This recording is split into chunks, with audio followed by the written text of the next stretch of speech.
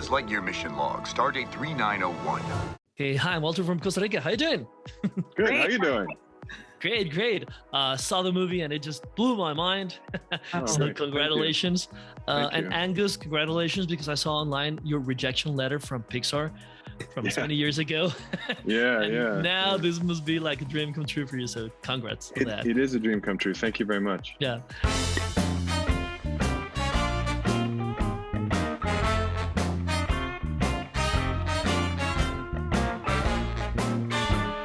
Now, my first question is for Galen. You have this character whom we already know as a toy, and we know the personality of the toy, but now you have to tell the story of the movie that inspired the toy. Talk about a reverse of events. What was the biggest challenge of telling this backstory with so many people still attached to the toy's mannerisms, voice, and persona? Sure. Well, Buzz in Toy Story is really more of the side character. Those are Woody's films. So with Buzz, we had an essence of who he was in terms of his, comedic position in those films.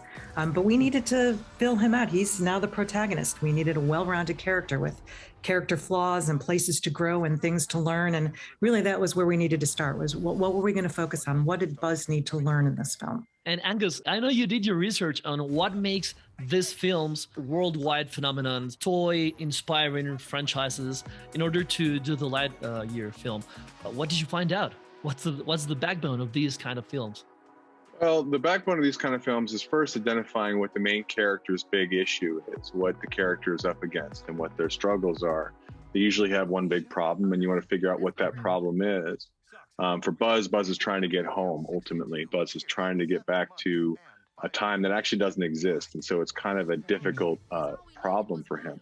And along the way, he's going to meet characters that help him grow and change, and then there are a series of obstacles they'll overcome, and there are certain ways that he interacts, or the protagonist interacts with the villain. There's a lot of commonalities of thrillers, and we tried to identify the genre limitations and aspects of that, so we could figure out what we needed for this film, as it is a slightly different kind of movie for Pixar.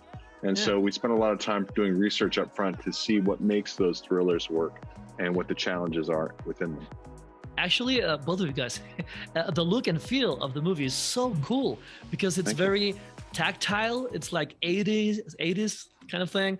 Buttons, cartridges. I couldn't help myself thinking about Viewmasters, toys. So how did you guys reach this decision? That's a really interesting way to think about it, because I do think toys are such an important part. They're an important part of my life. I've always liked toys. And the reason why is hard to quantify, but when I first saw Star Wars, I was 3 and I only saw it once in the theater, and there was no VHS at the time.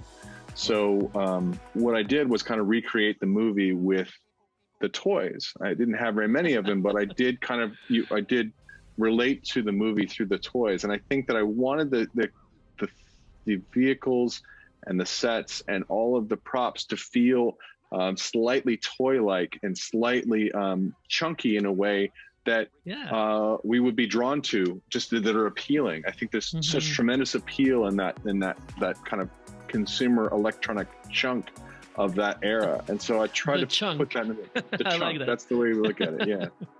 That was very intentional. Because, well, it lends the film a realism that's pretty nice. Thank you. Also, you're welcome. Pixar films have a lot of heart, and on this particular film, you guys got me teary-eyed in a lot of scenes, mainly because of the concept of time, loss of friends, being alone, and everything.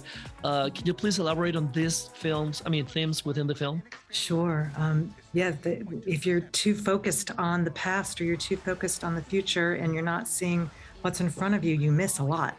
And, this is really emphasized through Buzz's focus on his mission. His mission is taking him out of time. And so he's like a skipping stone across the lives of his life and the lives of those he loves, and he misses out. And that is sad. You only get one life. Don't miss out. Well, we only get one life. Thank you very much, guys. It was a pleasure to talk to you, and best of luck for the film. Okay, thank you so much.